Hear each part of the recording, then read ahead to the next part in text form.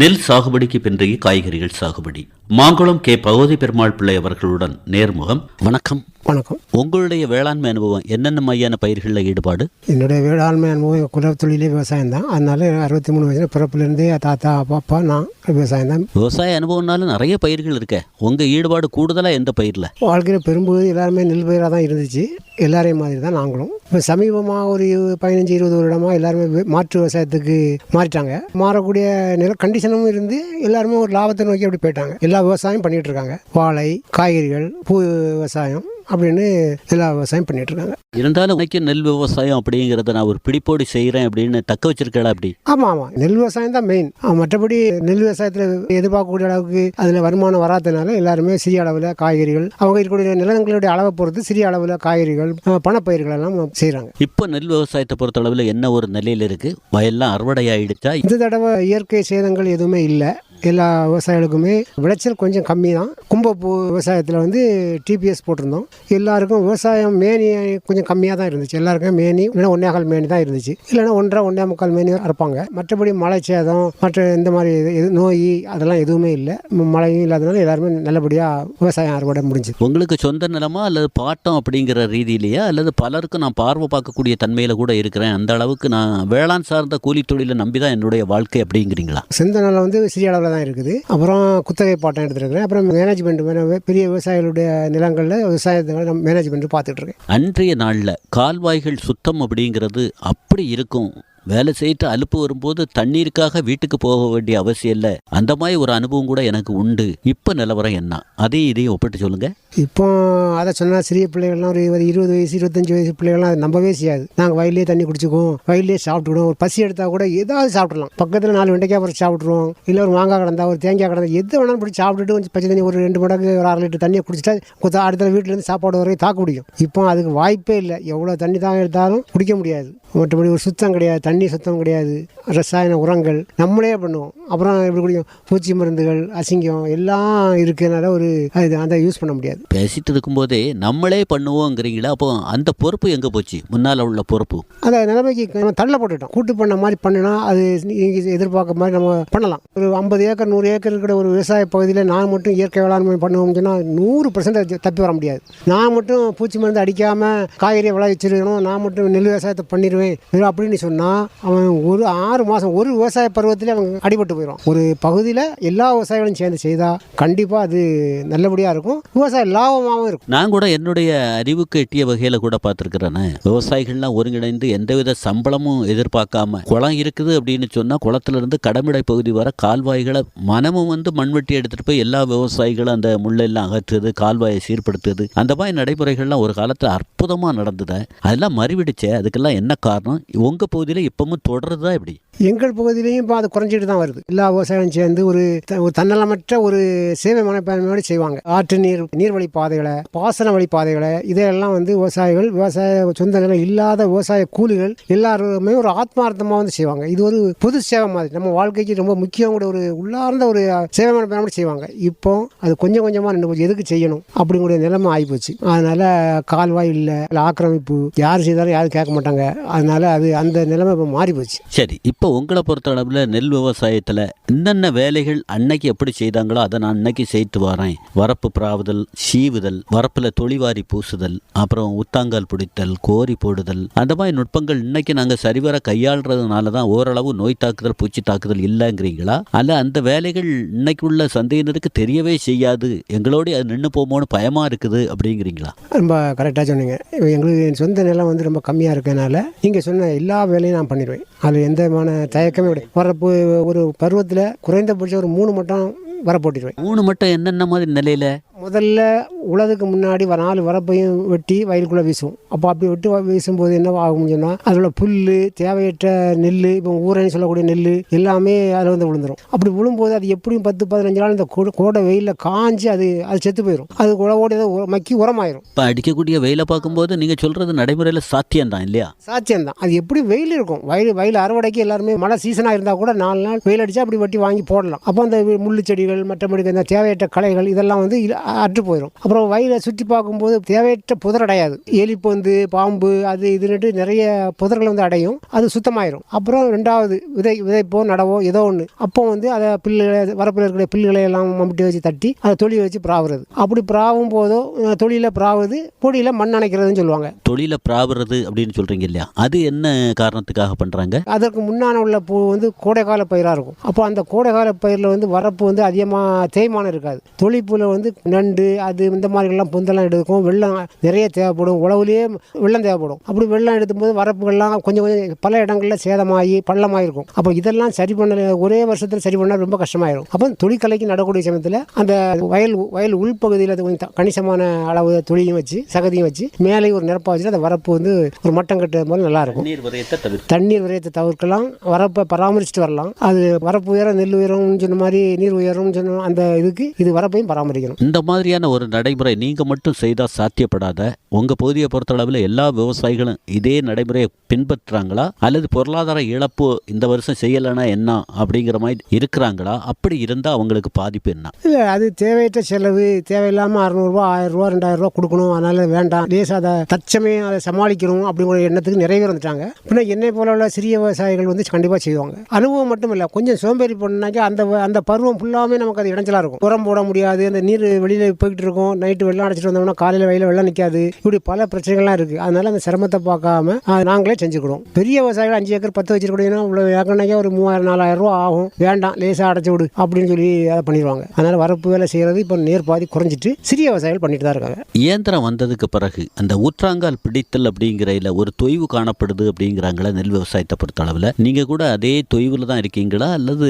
முறைப்படுத்தல் பிரகாரம் நாங்கள் அதை முறையாக செய்திருக்கோம் அப்படிங்கிறீங்களா? இல்லை, அது முறைப்படி செய்தான் ஆகணும். இயந்திரங்கள் வந்த பிறகு ஒட்டுமொத்தமாக ஒரு பகுதியை காய வைப்பது இல்லை எல்லாம் ஒன்று போல விவசாயம் அறுவடைக்கு வந்துன்னு சொன்னால் நீங்கள் சொன்ன அந்த ஊத்தாங்கல் வைக்கிற அந்த வேலை நமக்கு தேவையில்லை. ஆனால் ஒவ்வொரு 10 நாள் 20 நாள் இடைவெளியில் அறுவடைகளோ நடவோ இருந்தால் அது சிறிய பகுதியில் வந்து அந்த மாதிரி தான் இருக்கும். இவன் நட்டும் போது இன்னொரு விவசாயி லேட்டாக நடுவாங்க. இந்த நடுவதுக்கு 10 நாள் இருக்கும்போது முதலே கொண்டு விதைச்சிட்டு இருப்பாங்க. அப்படி இருக்கும்போது அந்த ஊத்தாங்கால் வச்சு அந்த இதெல்லாம் காஞ்சா மட்டும்தான் இயந்திரத்தை வச்சு அறுவடை பண்ண முடியும். அதனால ஊத்தாங்கால் வந்து கண்டிப்பாக அவசியம். ஒரு பகுதியில் ஒரு 50 ஏக்கர் 500 ஏக்கர் இருந்தால் ஒட்டு மொத்தமாக ஒரு வாரத்தில் நடணும், ஒரு வாரத்தில் விதைக்கணும், ஒரு வாரத்தில் 10 நாள் அறுவடை இருந்தால் அந்த ஊத்தாங்கல் வைக்கிற வேலை தேவையில்லை. கோடை உழவு அப்படிங்கிறது செய்கிறதன் வழி இந்த வெயிலில் வந்து சில அடுத்த போகம் செய்யும் போது நோய் தாக்குதல் பூச்சி தாக்குதல் நிறைய குறையும் அப்படிங்கிறாங்களே. நீங்கள் கூட கோடை உழவு அப்படிங்கிற நுட்பத்தை கையாண்டிருக்கீங்களா, அல்லது எதுவுமே பண்ணல அப்படிங்கிற நிலையா? கண்டிப்பாக கோடை உழவு ஒரு வயலுக்கு இப்போ தான் செய்யணும். கோடை உழவு கண்டிப்பாக அவசியம். காரணம் வந்து இது வந்து யாருக்கு அனுபவமே வேண்டாம். நிலம் காய காய வயல் விளையுங்கிறது சாதாரண எந்த விவசாய அனுபவம் இல்லாத இருக்கிற தெரியும். ஒரு பூக்க நிலங்கள் இப்போ சில பகுதியில் இருக்குது. அங்கெல்லாம் 2 மணி 2.5 மணி அறுத்து அடிக்கிறாங்க. காரணம் அந்த நிலம் வந்து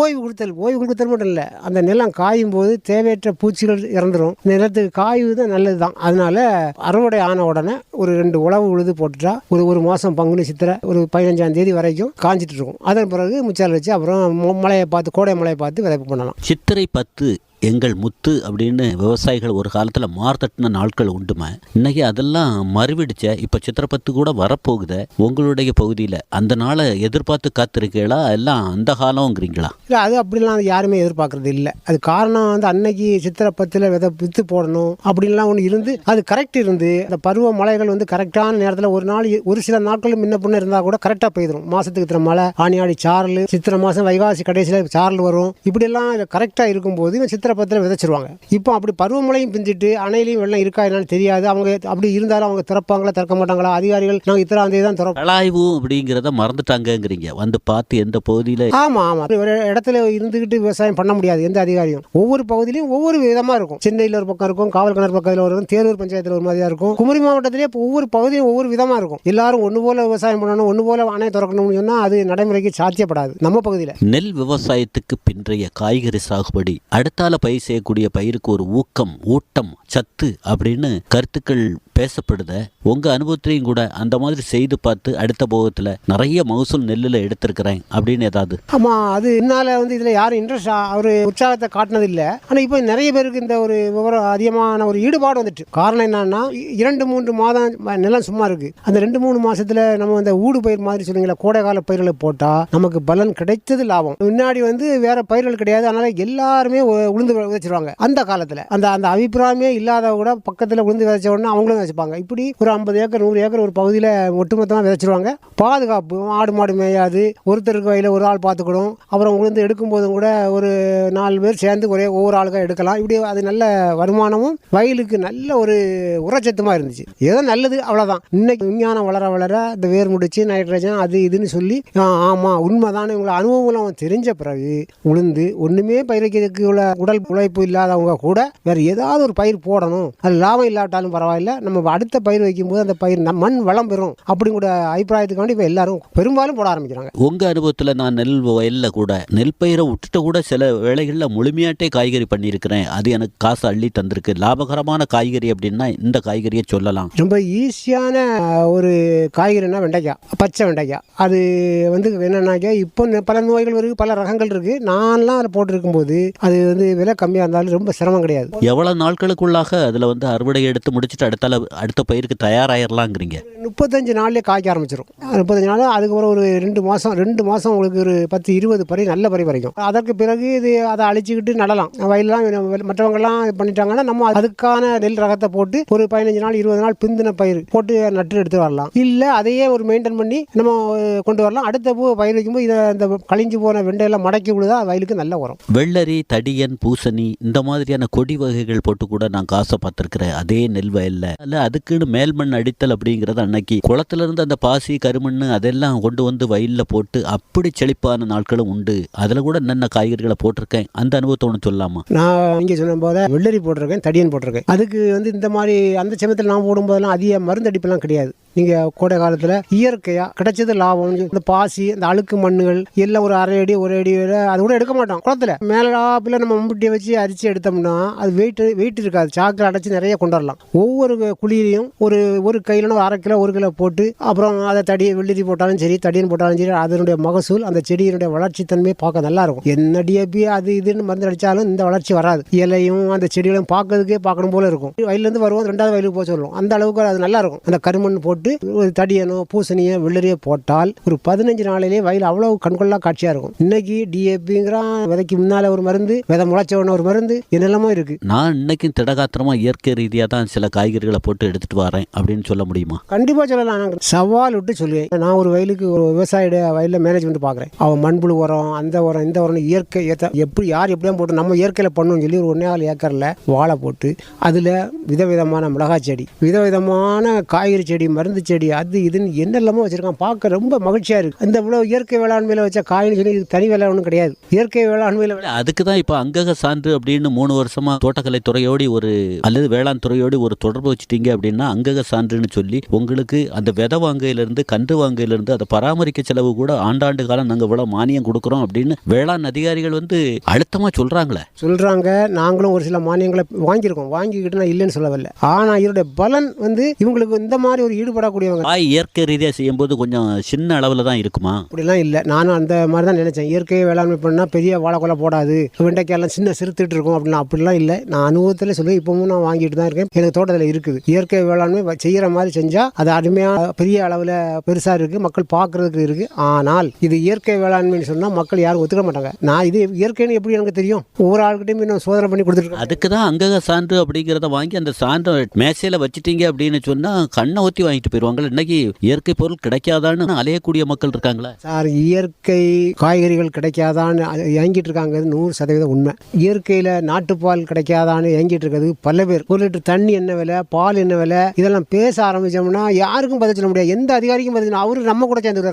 அப்படிதான் எங்களுக்கு வேதனையில் முட்டி போய் தான் இருக்காங்க எல்லா விவசாயம். ஆனாலும் இந்த இயற்கை வேளாண்மையை வந்து யார் வாங்கன்னா நம்ம பகுதியை சார்ந்தவங்க, சுற்று வட்டாரத்தில் வாங்க, நம்ம உறவினர்கள் நண்பர்கள் வந்து உண்மையிலேயே இயற்கை வேளாண்மை பண்ணுகாமனு தெரிஞ்சு அவங்க வாங்குவாங்க. அவங்க சொல்லி இன்னொரு ஆள் வாங்குவோம். மற்றபடி நான் சந்தையில் கொண்டு வச்சு கடையில் கொண்டு வச்சு எனக்கு இது இயற்கை வேளாண்மை அந்த கடைக்காரருக்கு தெரியும் இது இயற்கை தான். அண்ணாச்சி உங்க வாழைக்குற கிலோ 40 ரூபான்னா உங்க வாழைக்குற 45 போகாது, இது எங்களுக்கு 40 தான் போகும் அப்படிதான் சொல்லுவாங்க. அதனால இது மக்கள்கிட்டையும் ஒரு விழிப்புணர்ச்சி வரணும். இதை வந்து ஊக்கப்படுத்தணும். அரசாங்கம் வந்து இயற்கை வேளாண்மையில பண்ணி கொஞ்ச நாளைக்கு எல்லாரும் இந்த இயற்கைக்கு இப்போ மாறோட மைண்ட் செட் வந்துட்டு எல்லாருக்கும் மனப்பாடம் வந்துட்டு. ஆனா அதுல ஈடுபட வரைக்கும் அரசாங்கம் ஒரு இது பண்ணாக்கா இந்த இயற்கை வேளாண்மையில தான் வேணும்னு சொல்லக்கூடியவங்களுக்கு என்னென்ன பண்ணணுமோ அதை பண்ணி அவங்களுக்கு அவங்கள ஒரு உற்சாகப்படும். அதிகாரிகள் வந்து சிரமப்பட தான் செய்கிறாங்க. நிறைய பேர் சரியா இல்லாட்டாலும் கூட பல அதிகாரிகள் வந்து விவசாயிகளோட ஒன்றி அதில் தகுந்த ஈடுபாட்டோட எல்லாம் செய்கிறாங்க. இப்போ சமீபத்தில் ஒரு 2-3 நாளைக்கு முன்னாடி கூட சில அதிகாரிகளுடைய ஒரு அறிமுகத்தோட கிள்ளிக்குளம் வேளாண்மை துறையிலேருந்து ஸ்டூடெண்ட்டுகள்லாம் இங்கே வந்திருந்தாங்க. வந்து கிராமத்துக்கு என்ன வந்து பார்த்தாங்க, என்கிட்ட எல்லாம் கேட்டாங்க, பேட்டி எடுத்தாங்க, அவங்க ஃபோட்டோலாம் எடுத்துகிட்டு போனாங்க. அவங்க வந்து ரொம்ப ஈடுபாட்டோட தான் இருந்தாங்க. அப்போ ஒவ்வொன்றும் எதெல்லாம் மானியம் வருது, மண்புழு எப்படி தயாரிக்க எல்லாமே கேட்டாங்க. ஆனால் ஒரு இயற்கை வேளாண்மை வரணும்னா அந்த பகுதியில் உள்ள பாதிப்பு பிரச்சனை என்ன அதை அறிஞ்சு அதை தீர்க்கணும். இப்போ உங்களுக்கு என்ன பிரச்சனை அதை சொல்லுங்க. இந்த பகுதியில் எங்களுக்கு என்ன பிரச்சனைன்னு சொன்னால் விவசாயிக்கு முதல்ல தண்ணி பிரச்சனை. அந்த தண்ணியை பார்த்துட்டு இந்த பகுதியில் நிறைய பேர் என்ன பண்ணுவாங்கன்னா, இதை நெல் விவசாயத்தை நஷ்டம்னா ஒரு மாட்டு 4 ஏக்கர் இருந்தால் 1 ஏக்கரில் மலர் ஒரு 4 மாத இடைவெளி இருக்க அடுத்த போகத்துக்கு இனி தண்ணி வந்தால் தானே பார்க்கணும்னு காய்கறி போடக்கூடிய ஒரு நிலையில் அவங்களுக்கு ஒரு தொய்வு இல்லாமல் தண்ணீர் வசதியையும் செய்து கொடுக்கணுங்கிறீங்களா? கண்டிப்பாக செஞ்சு கொடுக்கணும். அதை ஏதோ அவங்க நினைச்சா செஞ்சு கொடுக்க. இவங்க இதுக்காக வேண்டி ஒரு அணையை திறந்து அது பெரிய பிரச்சனையாக்கி அது அங்கே அப்படிலாம் வேண்டாம். தண்ணீர் ஒரு மழை நேரத்தில் வருதுன்னா எல்லா முறையும் தேவையில்லாத இடத்துக்கெல்லாம் போகாமல் இப்போ ஆண்டார் குளத்துக்கு கத்திரி போடுவாங்க, வெண்டைக்காய் போடுவாங்கன்னா அந்த பகுதியை கொண்டு வரணும். ஒரு வாட்சர் வண்டி எடுத்துகிட்டு வந்தாங்கன்னா யாரும் திறக்க மாட்டாங்க. இல்லைன்னா ஒரு மழை நேரம் வருது, வடக்கு அணையிலிருந்து வர கால்வேல வேஸ்ட் தண்ணி வரும். அது பல மடைகளில் வேஸ்ட்டாக போயிடும். பராமரிப்பு வந்து ஒரு ஈடுபாட்டோடு செஞ்சா அதை நம்ம பாதுகாக்கணும். மக்களும் அதில் ஒரு நம்ம ஈடுபாட்டோட எங்களுக்கு பொறுப்பு வந்துட்டாலே எல்லா அதிகாரம் கரெக்டாக வேலை பார்த்துருவாங்க. எதை கொண்டுனாலும் ஆற்றுல வீசிடலாம், குளத்துல வீசிடலாம், ராத்திரி யாரும் பார்க்க மாட்டா, அப்படி கொண்டு தட்டக்கூடாதுங்கிறீங்க. அது குப்பைகளை தட்டக்கூடாது, மடைகளை நமக்கு தேவையான மடைகளை தான் சேதப்படுத்தக்கூடாது. ஏன் நமக்கு வெள்ளம் வரட்டும். முதல்ல எந்த பகுதியில் இப்போ ஒரு 6வது மடையில் தேவை இருக்கும், இல்லைன்னா 15வது மடையில் தேவைப்படும். அப்போ தேவையில்லாத மடையெல்லாம் அடைச்சி இந்த அதிகாரி